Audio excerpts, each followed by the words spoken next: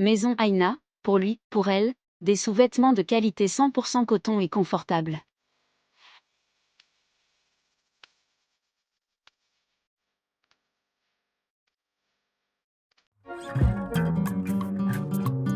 Découvrez Sillery Cosmétiques, des soins naturels, efficaces, authentiques et puissants inspirés de la nature africaine.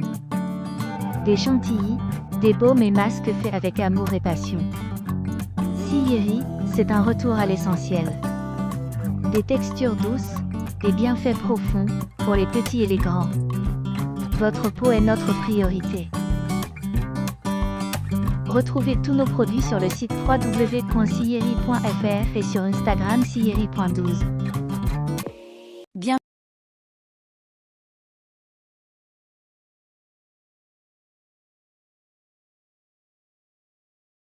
Bonjour Naïma, comment tu vas? Bonjour Fatou, ça va bien et toi? Ouais, c'est un plaisir de te recevoir. T'es C'est très trop gentil. mignonne. Merci Vraiment beaucoup. trop belle. Franchement, je suis très heureuse de te recevoir aujourd'hui. Merci beaucoup, On c'est est un honneur. Nous Nous sommes sommes heureuses de te heureuses de te recevoir. recevoir. Merci et d'avoir merci répondu présente à notre invitation parce que je sais que c'est Merci. pas facile. Merci C'est la beaucoup. première fois pour toi que tu vas témoigner de ton vécu parce que tu as eu une enfance très difficile, Naïma. Oui, merci beaucoup pour l'invitation. Je suis très honorée d'être ici. Ça- Alors Naïma, on va directement parler de ton enfance. Quelle enfance tu as eue, Naïma? Bah, tout simplement, j'ai pas eu d'enfance. J'ai vécu dans un contexte de violence, d'abus psychologiques, de maltraitance physique et psychologique.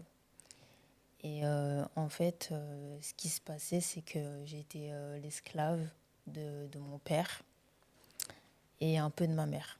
D'accord, ok. Et quand je dis esclave, c'est qu'en fait, je faisais tout. C'était moi qui devais tout faire. Le ménage, lui servir à manger, débarrasser, tout ça sous couvert d'insultes. Hein. Il n'y avait pas de reconnaissance. Dès que je rentrais de l'école ou que je rentrais de chez des amis, bah, j'avais à peine le temps de mettre un pied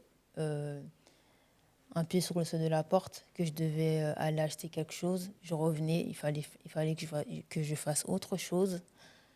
Quand je finissais cette chose-là, il fallait que j'appelle, parce qu'il aimait beaucoup appeler au Mali, comme je suis malienne. Oui, d'origine malienne. Donc, il aimait beaucoup appeler au Mali, donc je devais le faire à sa place, parce qu'il ne savait pas le faire, il ne voulait pas apprendre. Oui, à l'époque, il y avait les cartes téléphoniques Exactement. pour composer le numéro. Tout à fait. Et donc, c'est moi qui faisais tout ça. Je lui servais le café, je lui ramenais ses chaussures, je repassais ses vêtements. C'est moi qui faisais tout. Oui.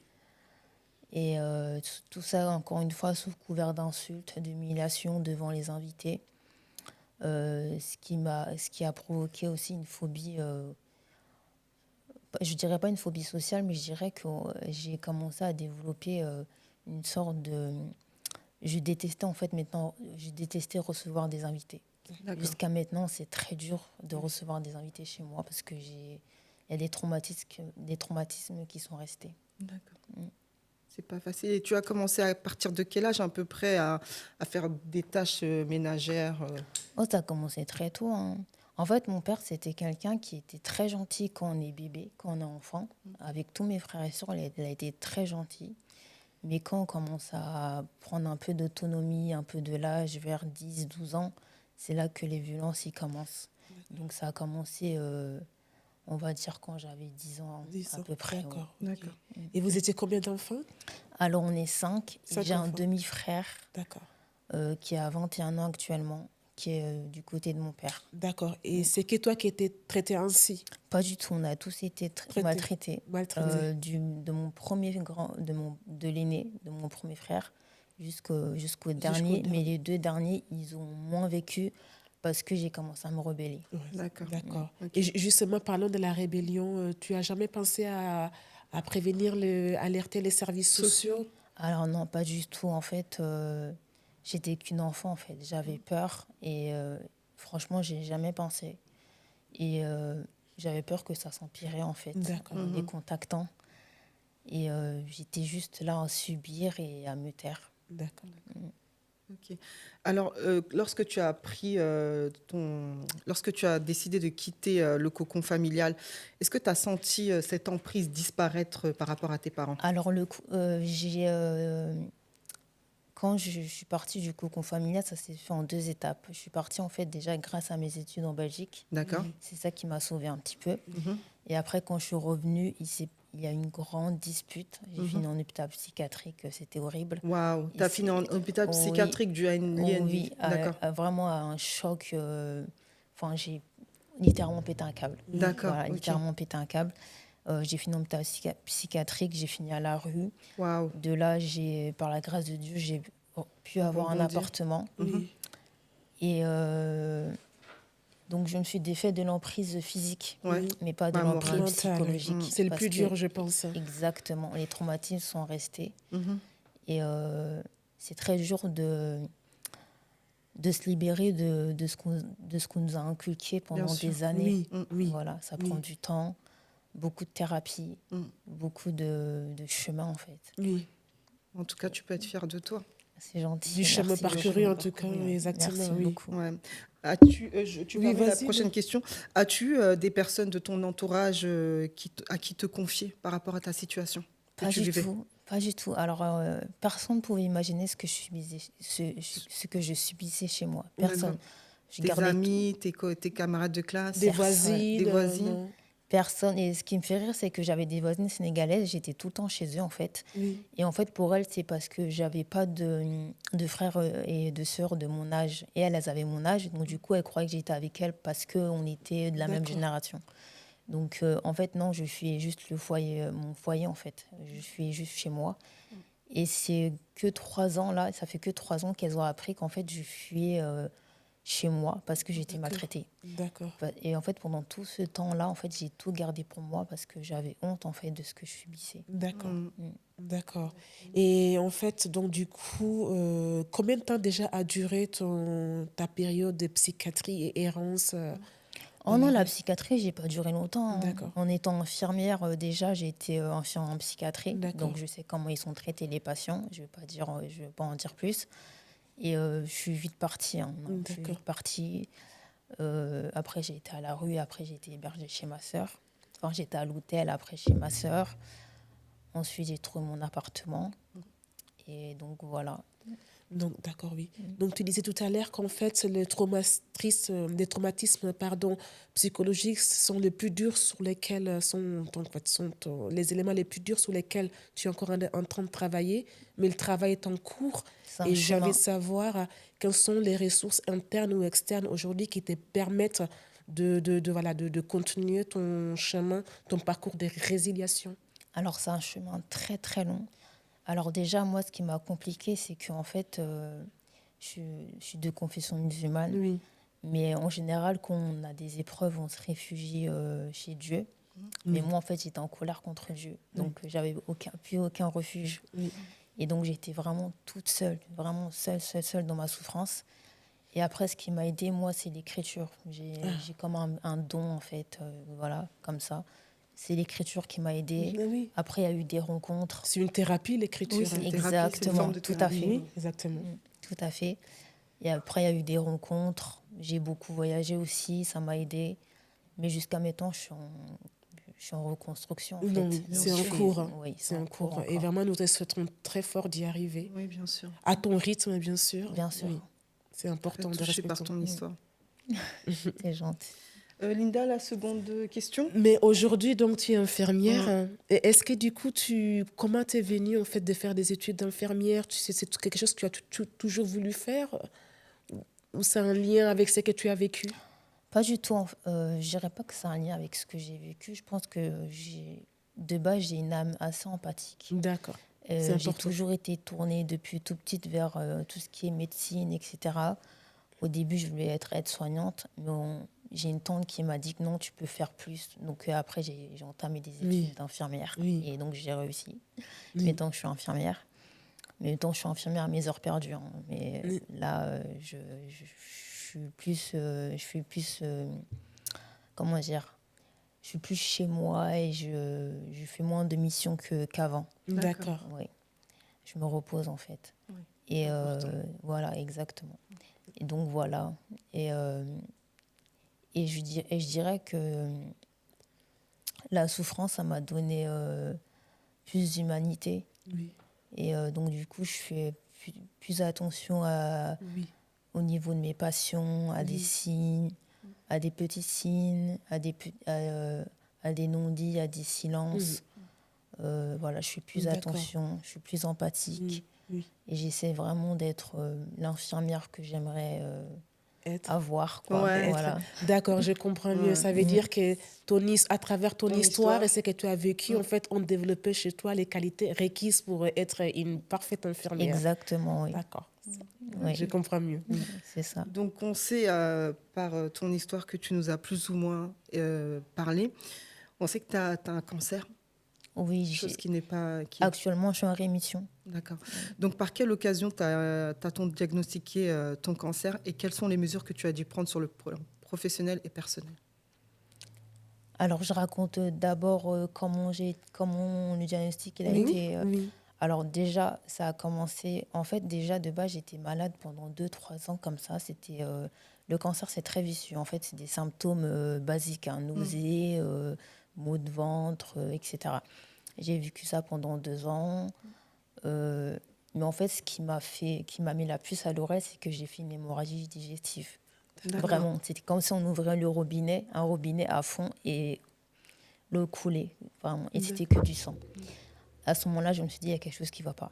Donc, j'ai consulté un gastro-entérologue qui m'a fait une coloscopie en urgence. Et le diagnostic est venu tout de suite, cancer stade 3, Oula. avec des Ah polypes oui. qui étaient en évolution. Et c'était ces polypes-là, en fait, qui avaient saigné. Et en fait, je l'ai pris normalement. Je l'ai pris, j'étais pas choquée ni rien du tout. Je l'ai pris normalement parce que je pense que j'avais tellement vécu de choses Oui. que c'est une épreuve en plus, quoi. D'accord. Je suis sortie de la clinique et j'ai appelé ma mère et ma sœur et je leur ai dit, bah écoutez, j'ai eu le cancer.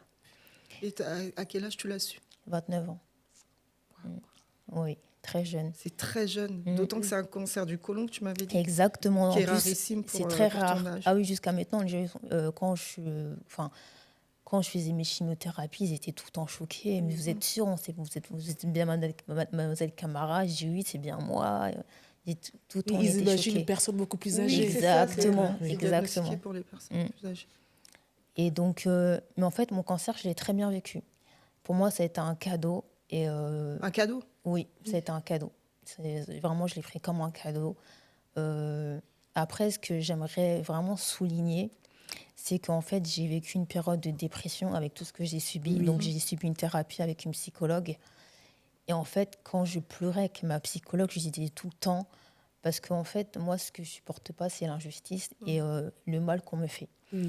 Donc, à chaque fois, je lui disais, je supporte pas que les gens me fassent du mal, que ma famille me traite comme ci, comme ça. Je préfère avoir un cancer, un handicap, etc. Et elle me disait, mais tu dis ça parce que tu n'as pas de cancer. Et le jour où j'ai eu mon cancer, et quelques mois plus tard, après mes chimiothérapies, je l'ai appelé, j'ai dit, écoute, là maintenant j'ai eu le cancer et je peux te garantir que je D'accord. préfère 1000 fois le cancer que de Donc, subir voilà. ce que Parce j'ai que ouais, que t'as C'est très étonnant et signifiant ce que tu dis parce que nous, on ne peut pas se mettre à Ouais, ta on peut place. pas se Tu es mettre à la ta seule à place, savoir ouais. ce que tu as vécu au sein de ta famille. Et de là à préférer un cancer plutôt ce que tu as vécu. En Donc, fait, on n'imagine même pas ce que, Oui, parce qu'en tu fait, tout il ce faut que tu as savoir. pu vivre. Oui, parce qu'en fait, il faut savoir que dans notre société, c'est plus. Pour ma part, je pense, c'est le sentiment que j'ai. Oui. C'est plus simple de vivre avec une maladie physique qui se voit Oui. qu'avec un trouble Mental. mental, en fait, Qui prend du est temps à invisible. s'estomper. Parce que c'est minimisé, c'est banalisé. Oui, c'est banalisé. Et, D'autant, même exactement. dans la culture africaine, Et c'est tout à fait, banalisé. tout à fait. La dépression. Exactement. Oui. Alors que quand j'avais eu le cancer, mais j'ai jamais reçu autant de messages de toute ma vie. Hein. Ma famille était comme me couvait, ma Oui. famille me couvait. Enfin, j'étais vraiment comme un bébé, quoi. Voilà. J'avais le Tu es soutien devenu de tout tout un le coup monde. l'élément Ouais, des préoccupations principales de ta famille. Exactement. Alors que quand j'avais la dépression, mais t'as qu'à sortir, pourquoi t'es en dépression, t'as tout, t'as la santé, t'as ci, t'as ça. Voilà. Ouais, chez les Noirs, ça n'existe pas, la dépression. Exactement. Il y a souvent La maladie cette mentale, oui, affirmation. il y a encore du cheminement à Exactement. faire, oui, de la C'est pour ça que, reconnaissance. exactement. Et c'est pour ça que j'ai mieux vécu mon cancer que D'accord. la dépression. D'accord. D'accord. Et je trouve que c'est plus facile de vivre une maladie physique que vivre une maladie mentale dans notre société parce D'accord. que c'est vraiment minimisé. Oui. Vraiment. Pour avoir vécu les deux, je sais que c'est plus difficile. D'accord. D'accord, ok. Donc, qu'est-ce que tu réponds lorsqu'on te demande comment tu vas et es-tu du genre à cultiver un bon mental face à la même maladie? Enfin, je suis désolée, hein, Il je n'y suis a un pas peu de souci, chamboulée je comprends par... ta question. ouais. En fait, moi, je suis très honnête. Mm. Moi, quand ça va pas, je dis non, ça va pas. Je suis très honnête avec mes émotions, je suis en phase avec ce que je ressens, je mens pas. Après, ça dépend des contextes. Hein. Par exemple, si je rentre dans une chambre d'un patient et je lui dis est-ce que vous allez bien, monsieur? Il me dit oui, ça va, et vous? Je vais pas dire non. Ça dépend vraiment des contextes et des situations et des personnes. Mais les amis proches, la famille, quand on me dit si ça va et que je vais pas bien, je veux dire tout simplement non, je vais pas bien. Oui. Je suis très honnête et très en phase avec mes sentiments et mes émotions. En fait. C'est important. C'est important, et je pense que c'est le fait aussi d'avoir d'avoir fait plusieurs séances de psy aujourd'hui qui te permet d'être véridique dans tes propos Ouais, et qui sont alignés avec toi. tout à fait. C'est un travail de reconstruction. C'est un Donc, travail ça de prendra le reconstruction. temps nécessaire. Ouais. Mais c'est pas facile, même pour ta vie de famille, etc. Une future C'est vie pas- de famille, oui. C'est Ouais. pas facile. En tout cas, merci Naïma pour ton témoignage. C'est Moi, en gentil, tout cas, merci à vous. ça m'a franchement, waouh. Ouais, Ok. merci beaucoup et vraiment encore un Ouais, chapeau merci, pour ton parcours. merci pour ton déjà ton d'avoir témoignage, accepté, d'avoir osé osé témoigner parce que c'est pas facile. En plus, c'est la première fois que tu le fais. Merci à vous On pour sait aussi l'invitation. que tu as écrit un livre. Oui, j'ai écrit un livre pour la dépression. Ouais. Parce que, D'accord. encore une fois, c'est trop sous-estimé dans notre société. Mm. Il s'appelle À l'apogée de la tristesse. D'accord. C'est un livre que j'aurais aimé lire. Ouais. Lorsque ça n'allait pas. Voilà, exactement. D'accord. Ok. Merci en tout cas, Naïma. Merci à vous. Merci. Ouais. Donc voilà pour l'émission Sous-moi avec, Avec nous, nous. hein, qui était une émission un peu triste, disons. Oui. Mais en même temps, c'est important que les gens qu'ils puissent témoigner. Parce que tu n'es pas la seule à vivre ça. Il y a de nombreuses personnes qui le vivent. Oui. Ouais, j'espère que ça va aider des gens. J'espère que ce témoignage va Et aider. ça va aussi, donc, dans la suite de ce qu'on a pu évoquer juste avant Ouais. que tu arrives, sur à quelle manière la famille, qui est censée être l'environnement bienveillant, de sécurité, protecteur et d'amour, peut être toxique et détruire une personne. Totalement. Oui. Donc voilà, merci à vous et n'oubliez pas de vous abonner à la chaîne YouTube et d'activer la cloche. Je vous dis à très vite sur Marana TV. Merci C'est bon. beaucoup. Merci. Belle, intelligente et vraiment c'était un plaisir de te recevoir. T'es trop forte, t'es trop belle. Merci beaucoup. On va faire une photo.